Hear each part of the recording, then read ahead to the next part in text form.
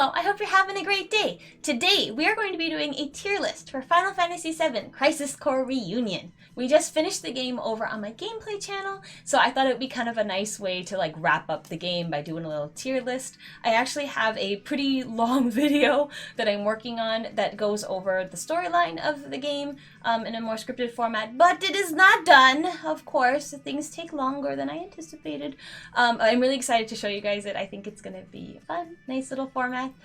So in the meantime, to have a video come out in this month, I thought, let's do this. Let's just hang out. Let's just talk about the characters. So without further ado, you ready to get started? Let's go. Here we are again, tiermaker.com, baby. This one uses the sprites from the PSP game, not the remake.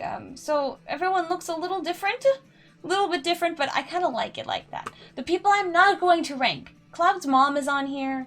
We didn't see Cloud's mom.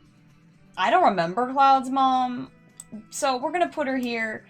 Minerva, you know what, well, we can put Minerva in.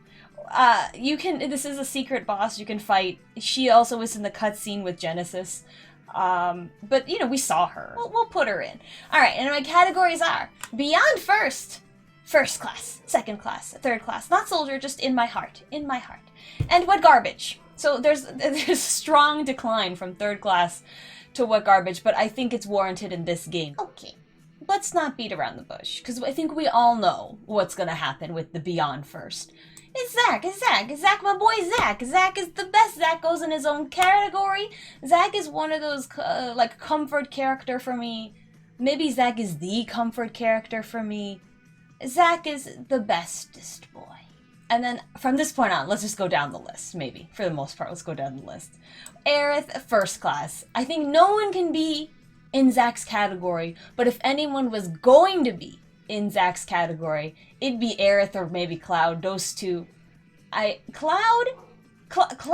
Okay, Cloud. This is actually really hard for me. This is hard. Because as far as who is the baby? Cloud is the baby. But who is aspirational? Aerith. For me, in the remake, Aerith really is like the surprise hit of the century. You know what I mean? I think for me, it's because she is sort of like the, I don't know, she's also like Zack. She has like that optimism and seeing the best in people and this like kind of gentleness and like it's not coming off puppy, because Zack is very puppy, especially when he's young. He's very puppy, but he's very earnest, and Aerith I think is like that too. And Aerith is a flower girl. Aerith is a plant person. I am a plant person. So of course, I'm gonna feel like Aerith's my girl. But Cloud is my baby.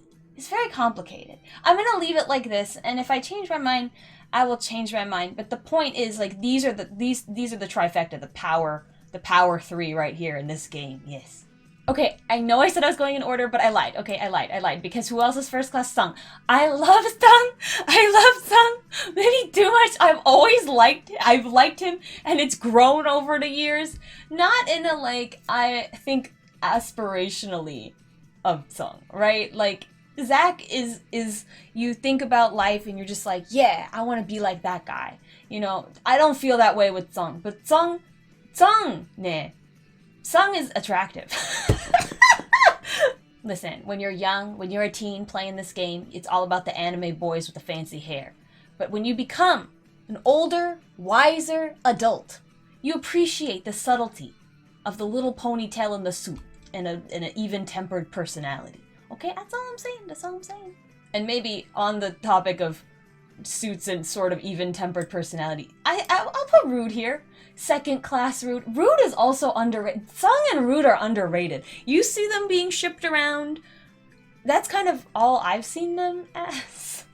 Shipped with other, frankly, more popular people. Because you see Rude and Reno, but Reno's the little darling of, like, the Final Fantasy family. You know what I'm saying? People love, and I'm not trying to hate on Reno. I understand the appeal of Reno, okay? But what I've just seen of, like, fandom as an overview, because I am not a Rude Reno shipper or a Rufus Sung. Is that the order? I don't know the order. It doesn't matter. Those two, I don't ship either one. Like, I have no no hate for those ships, but I have no interest in those ships. I've seen them around. I feel like the star of both of those ships, it's Reno and it's Rufus, because people freaking love Rufus, okay? So I feel like Rude and Sung are more the backseat person. They're less important.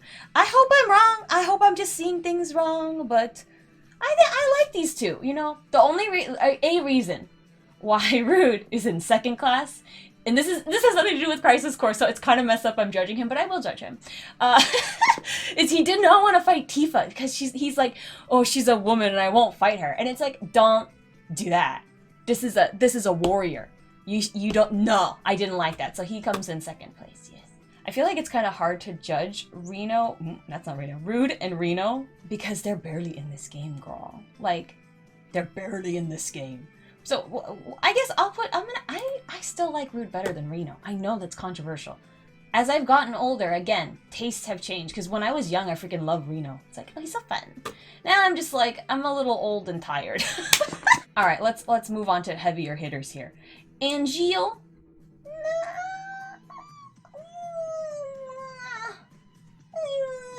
He's okay. For right now, I'll put him in first class, because it feels shady to put him in second class. He's okay. I like him. I like him better than Genesis, but you know, that's not the highest bar. I don't know if I like him more than Sephi. Actually, you know what? I changed my mind. I changed everything I just said. I think he goes in second class. I think in some ways, he doesn't have the icon status. Okay, here's the thing. He doesn't have the icon status that Sephi has. Well, since we're speaking to Sephi, I'm sticking Sephi here. Because Sephi, ne? Angeal and Sephi and Genesis, they all have similar things that have happened to them, in that they're like, oh god, I'm a monster. I'm actually monster. What the heck, Aroni? And I also think that these three kind of handle things in somewhat similar way in the end. Like, is Genesis wet garbage? Oh, that's kind of mean. Because I will say, since I played through the game now twice, right? The original play, then the reunion, the Let's Play I played on stream/recording, and then I watched the game again to make my notes for the video I'm making. So this is the third go around. And I will say that each time I have more empathy for Genesis. But he's still bad. He's still bad, and I'm not giving him a pass. Because I still feel like, bro, you really didn't have to go that hard, man. You didn't have to do that. But ironically, I feel like Sephi, even though he did not want to end up being like Genesis, kind of ended up cracking, you know? Like, he tried hard to fight that. And I have way more empathy for Sephi in that he didn't go with Genesis, and he was like, no, you're a fake friend. You're being very not good right now. You know, because I don't think Genesis was a pretty terrible friend, I will say. I feel like he did a lot of not so good things. So to me, I feel like Sephi is the most, I feel the most for him, I think, out of everybody. I mean, of these three, ne. He tried hard, and then he just kind of had a mental breakdown and couldn't handle this, really painful truth. I feel like, I don't know, it feels sad, you know? But also, when he's bad, ooh, he's so fun bad, you know what I mean? The girlies love it when Sephi does something bad. You know, I don't know, I'm not a Sephi fangirl, you know what I mean? I'm not a Sephi apologist, I'm not, you know, but, you know, when he look up from the flame and he just has these moments of just looking like a little kitty cat that ate the freaking mouse, the bird, all of the animals, and he's like, heh. It's a little fun. It's chaotic. It's very chaotic, but you can't deny how iconic Sephi is. Angeal is way more subtle. Angeal is more, I don't know, I don't want to say rugged. That's a little, but they're all supposed to be the same age. But to me, Angeal looks so much older than them. But that's whatever. I think because he does so much for Zach, and you know, I like these two's interactions. And Angeal does seem like a really chill guy. You could just I don't know. He'd be a really good person to be your senpai, you know? I'm gonna leave him in second class. I'm gonna leave him in second class, but he'll probably be at the top of second class, yeah. Genesis is probably in the bottom of third class. we'll see if he stays there. There's not that many characters in here, so he might. We'll see. Cisne! Cisne! Cisne... Ooh. I feel like if I put Cisne above Sephi, that's a little controversial. But I like Cisne. I'm gonna do it. I don't care. I'm gonna do it. It's not that I don't like Sephi. I'm not big on the Cephs as much as some people out there stan in Sephi, you know?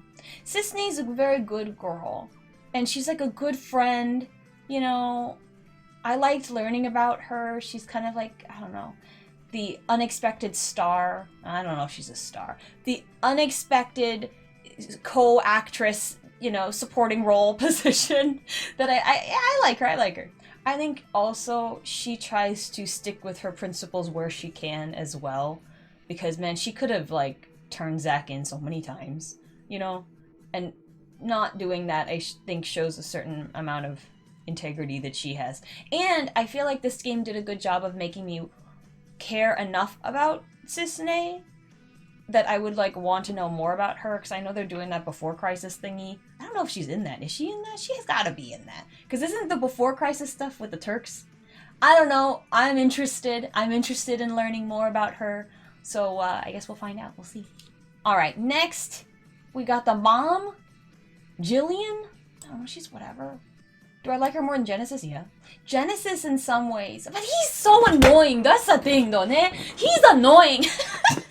He's annoying. He is annoying. So I'm gonna leave him there. But I think well, I don't know. It's pretty messed up. Oh, we don't know the surrounding situation of Jillian, right?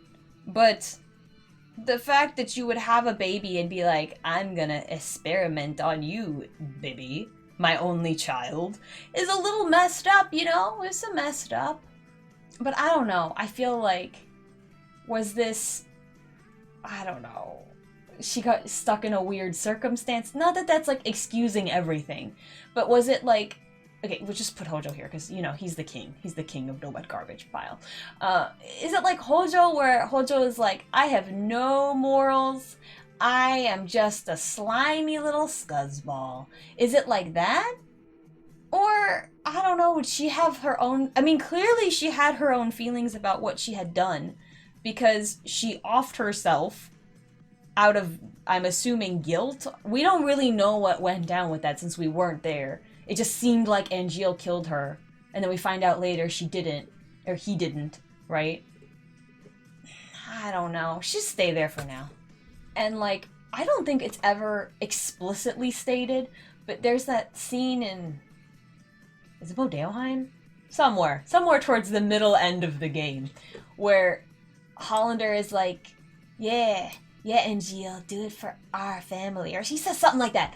And then Angeal's like, shut up! My dad's dead! And it's like, and then he's kind of like, okay. If Jillian married Hollander and this was your husband? Girl, I don't know. I'm just saying that, like, was he always like that? Like, did you know he was another wet garbage man? Did you know he was wet garbage when you married him? Or did he start out fine and then just something happened and he just slowly decayed into what, was he up here and fell from grace? What happened? We don't know. I'm gonna give Jillian the benefit of the doubt because Hollander is just, you know, he's not as bad. He's not as bad as Hojo, because I don't think anyone's as bad as Hojo. I freaking hate this character, okay? I hate him.